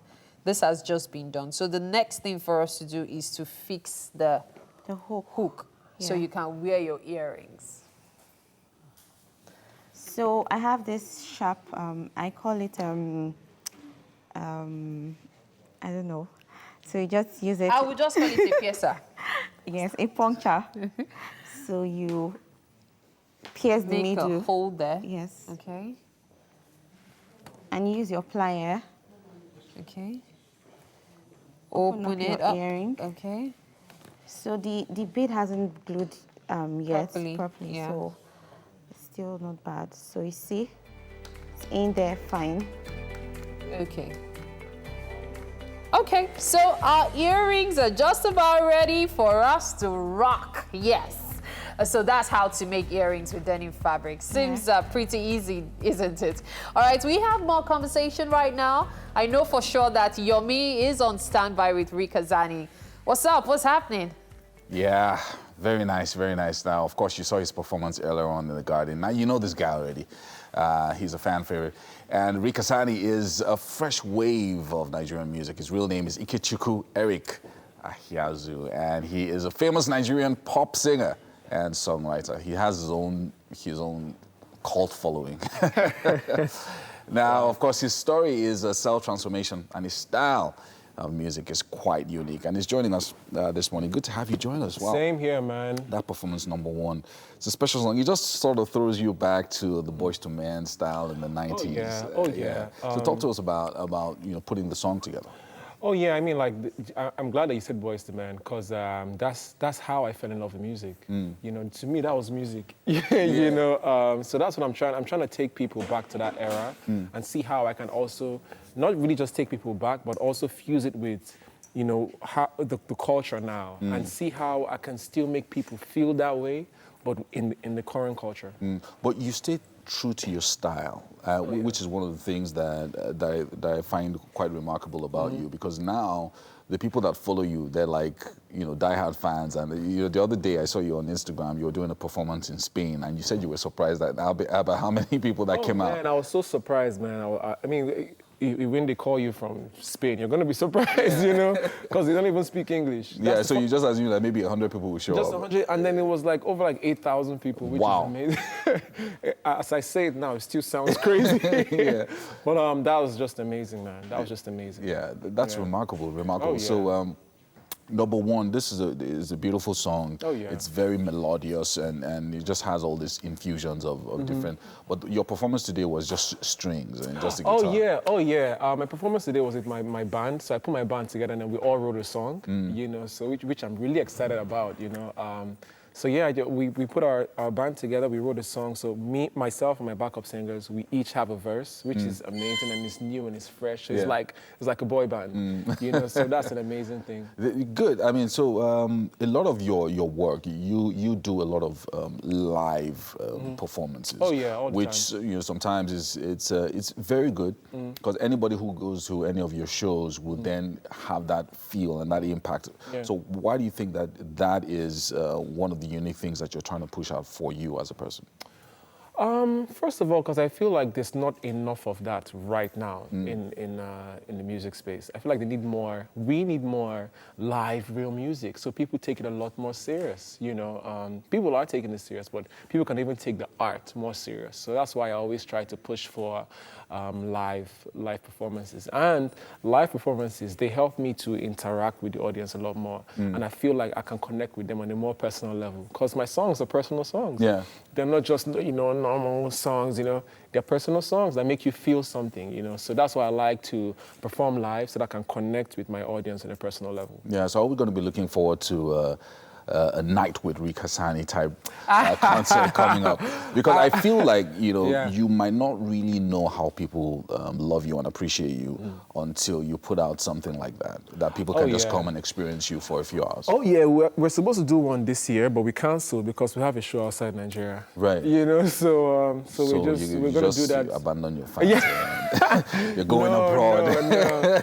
Yeah, but we're doing the show abroad, and then next year we're doing a concert in Nigeria. A concert in Nigeria. I think that's going to be really nice, because you know, lots of people are looking for where they can go experience live music and things like that. Even a few expatriates that have come to Nigeria, when I engage with them, they want to hear live music. Yeah, because that's what they're used to. Yeah. You know, like every time whenever I travel, in fact, most times whenever I travel and I say, oh, I'm a musician, they're like, okay, so what instrument do you play? Exactly. They expect you to be a musician and really perform and sing it live, and you know, that's what they expect, you know. So I'm sure that's what they mean, you know. Yeah. So we're going to be looking forward to lots more great stuff from you. Oh man, thank you so much. And all the best with all the stuff that you're doing for the rest of the year. Oh, thank you. Well done. Thank you so much for joining us, Rick. Thank you so much. All right, that's Rika Zani for you guys, ladies and gentlemen. If we can get just maybe 20 seconds of that really special song that we have out now, let's take a look at it.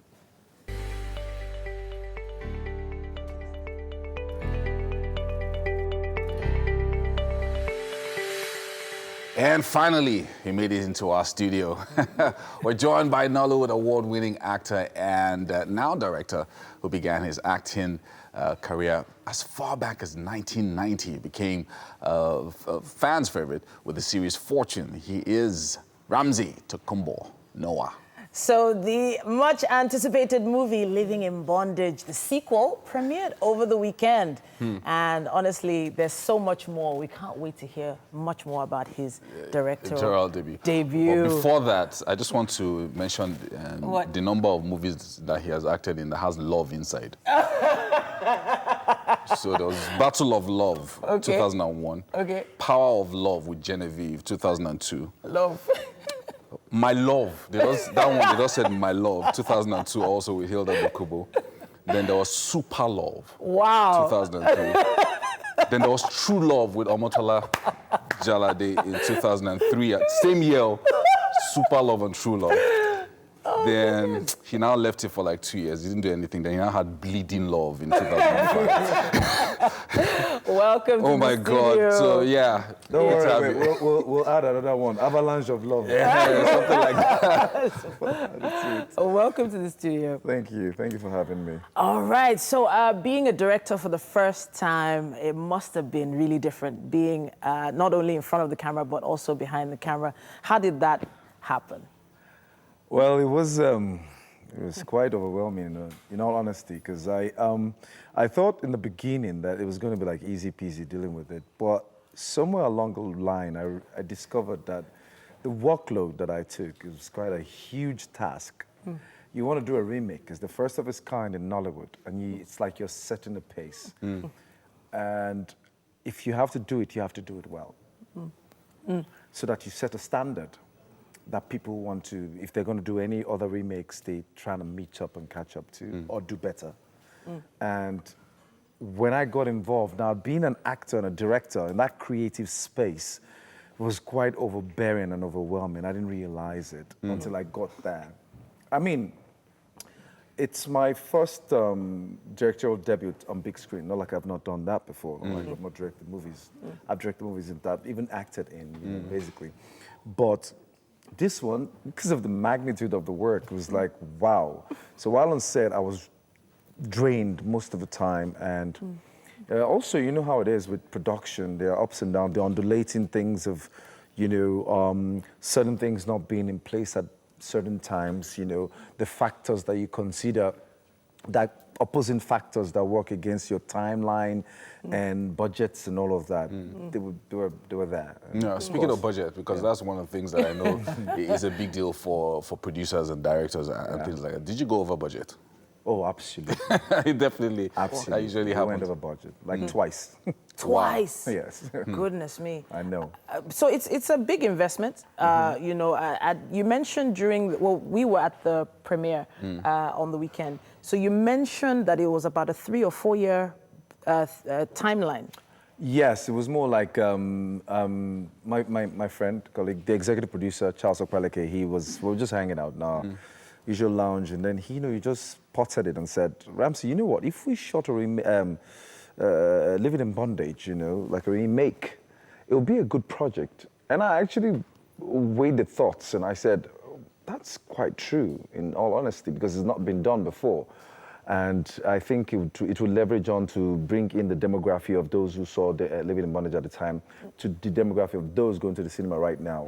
I felt like that would be a good bridge, I'm like, yeah, we can do it, we can make it happen. And that's what gave birth to it. And that was like 3-4 years ago, So we started, we wanted to start to do it well and do it, but scripting, we started having problems with scripting because it's quite detailed. Being able to capture, the audience back then and the audience today, it was quite, you need to factor that in straight from the script long before you start filming. And we're having difficulties putting that together for 2-3 years. Wow, that's amazing. I mean, looking at the trailer, lots of people are responding to the trailer and they're saying, I'm looking forward to the film and the choices, the shots and everything that you had to put together because even critics are talking about it and saying that, okay, this was well done, even for a first-time director on the big screen and all of that. Yeah. What are your expectations? What do you hope to happen this Friday when it finally goes to all the cinemas? It's really hard to tell. We're talking about Nigerians, volatile people. Anything can happen. Anything can happen. It's usually pretty hard for me to. I'm very bad with foresight and hindsight to situations of business. I don't have it. I'm just a creative person, and I leave it to people to determine what they think about it. So, I just have my hopes like open right now. So whatever comes, I embrace. That's just where I'm at with this whole thingy. And I don't want to go beyond anyways. I don't want to go like, oh, it's a movie you need to see. You know, you need to go out there. I'm thinking, no, you know what? Go see it, you know, at your good convenient time. You like it, and then let me hear what you think about it, you know. Okay. Positive reports have been coming from the premiere, of course, you know, so far so good. And I'm quite impressed, because what I said to my colleagues that were there, I said, if this movie makes you proud, then every other thing can go to hell as far as I'm concerned. As long as I've made my people proud that I can remake an original and it has an appeal to them, they're proud of it. No, I'm happy. That just made me really, really happy. So there are so many different factors that go into making a movie, but one key factor is the cast. Yeah. Now, there are some of the old cast and some new faces. How were you able to merge them? It's like putting old and new together, basically. So it must have been, you know, a little difficult finding the right new faces to use. Oh yes, we did auditionings in like in the east. Yeah, it was east, west, Lagos. There's 3 places, isn't it? Yeah. It was Lagos, Owerri, and Enugu. Okay. So just for auditions alone. For auditions. Wow. Yeah, because I wanted a character that was well befitting. That could play the son of Andy Okeke, the original actor, and someone that looks a bit like him. I don't know if we're able to find that though, but I mean, we had to. And then also, it's like an Igbo, it's an indigenous movie, as you can tell, you know. Yeah. So the Igbo had to be on point, you know, had to be someone who's fluent with Igbo, who understands the nuances, who understands the, you know, the mannerisms and all of it. It was a very key factor, you know. And we didn't have that time frame to get an actor who's not an original, like an Igbo original, and then we'll start training him on all of that. We didn't have that time factor. So we needed to go deep, hence, you know, going to the east and looking for the actor that bad, yeah. Wow. So are you looking forward to resting after this whole thing, or jump into the next project and say, you know what, I'm not going to rest yet? I have a few projects in the offing, of course, yeah, and I'm still savoring this one. Yeah. I'm going to get the best of it, most definitely. I'm just happy. I'm truly, truly happy that people love it, and that sends a lot of joy through me. That when people just say that, oh, they love the movie, they love the trailer, and people went to the premiere like, oh my God, it's a good movie. And like, that just makes me so happy. And yeah, I'll do something more, but I like to go for big things. So yeah, it's not just going to be immediate. Yeah, because I mean, after this one, you can't be doing. You can't be doing avalanche of love. No, we'll do it. We're doing it. Why not? Avalanche of love. Yes, so we can still do avalanche of love. Very, very well. Who do we get? Yeah, but so basically, yeah. Go ahead. No. I was also going to talk about the people, because as much as difficult as the job became for me, I was able to soft pedal that, you know, that weight of workload by my crew, people that worked with me. For instance, Steve Gukas, who was the producer, he did a wonderful job. You understand me? He also actually helped in directing, you know, especially the parts that I'm involved in, all the parts. Yes, he helped with all of that. Yeah, and then we have my line producer, Chris Ode. He was fantastic. I have my executive producer. That one is like a madman. Whenever he tells him, do this, he just goes there and he gets it done. So we had all of this. Then I had my crew, you know. My formidable crew was like on point, you know. We tried to get the best. Now you're saying nice things, but I'm sure on the set. I think they think I'm a slave driver, as a matter of fact, you know. I must also give it to my DP, John Demps. He was fantastic. Yeah. I mean, I'm the very strong opinion that I believe that we have the technical know-how here in Nigeria. I don't need to go out and scout for certain things. But you see, when it comes to cinematography, we don't have too many hands. So sometimes you need to outsource. And John Dems came well recommended. He had worked with Steve Gukas, a few times. He had worked with Jungle Sheyi, and I've seen his work and I liked him. Like, wow, okay, this guy we can work with. So we brought him in. But every other person in my crew were all indigenous, except, of course, I had to score, I had to edit and do all of that outside the country. And, of course, that's also because and that's an eye-opener, too, When I went out, I realized, oh, man, we're lacking so many things. We are. So many things we don't even know. I have to stop you there. Yeah. I'm so sorry. I wish this conversation could keep going, but we have a chef that's been hard at work making breakfast for us. I tell you, it was just something in the air. That's it right there. Let's head over to the kitchen. This is the only show that you come to. Yes, that will indeed. reward you for waking up early. With breakfast. Which Yes. is breakfast. Please. Oh, wow. Join us in the Have a kitchen. seat. And Rick Hassani is here. So Dodo breakfast. You are welcome, Ramsey. You're welcome. Thank you. So myself and Chef Nathaniel, we're hard at work. This was guys, very hard at work to get this ready for you guys. And plantain boat, right? That's what we call it. Plantain boat. Plantain boat. Because of the shape of the plantain, like the cane.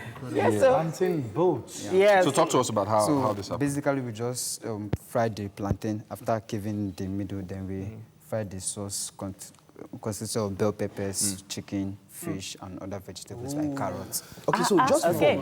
so Please just before Ramsey, just before. So there's been a number of people told me to ask this, that there's been some sort of controversy concerning the production of the sequel, so that the producer of the original said that he wasn't contacted and all of that. So there's some sections of the public that they don't understand. I don't know. Can you clarify? Can you give us some clarification? Yeah, quite true. There's that issue going on, but that's been sorted amongst the executive producer and the producers of who got the rights. It's not my field. I'm just a creative director. I don't get involved in those issues. I let them deal with the problems. But I think it's something that'll be sorted along the line. Yeah. Great. It's just trying to fine-tune a few things here and there. All right. Yeah, Thankful for that. Thank you for that clarification. So let's. So why don't you call this one plantain canoe? Okay. Nice one. Please go ahead and have a taste. Okay. Please, have a taste. So I just slice Where do it you now. start from? Or do I have to? I want to have the one with the big fish. Is it sardine or? No, chicken and fish. Chicken, that's chicken. That's chicken. What type of fish? That's fish. No, That's it's chicken. smoked fish. Oh, okay. So which one am I having? I must have everything. I like My that. God, I just messed it up. No, it's still a boat. Please, camera, don't take close up. Damn. All right. I want to have this. Oh, stop now, you. Yes. It has arrived there. Finally. What do you think? What do you think? Speechless. Okay, so that's what they think. They're still thinking. Exactly. While that is going on, we're going to start rounding off the show. Big thank you to our friends over at Homely NG for the kitchen accessories. Yes, indeed. And of course, You know the sweet plantain and then the tangy spice, Yeah, and then the chicken and the sauce. It's quite a good combination, good combo right there. Thank you. all righty. Very nice. So we'll round up the show with a performance, wonderful one from Rick Kazani. That video we promised you earlier. It's coming right up to round up the show. See you tomorrow. Bye. Oh, yeah, yeah.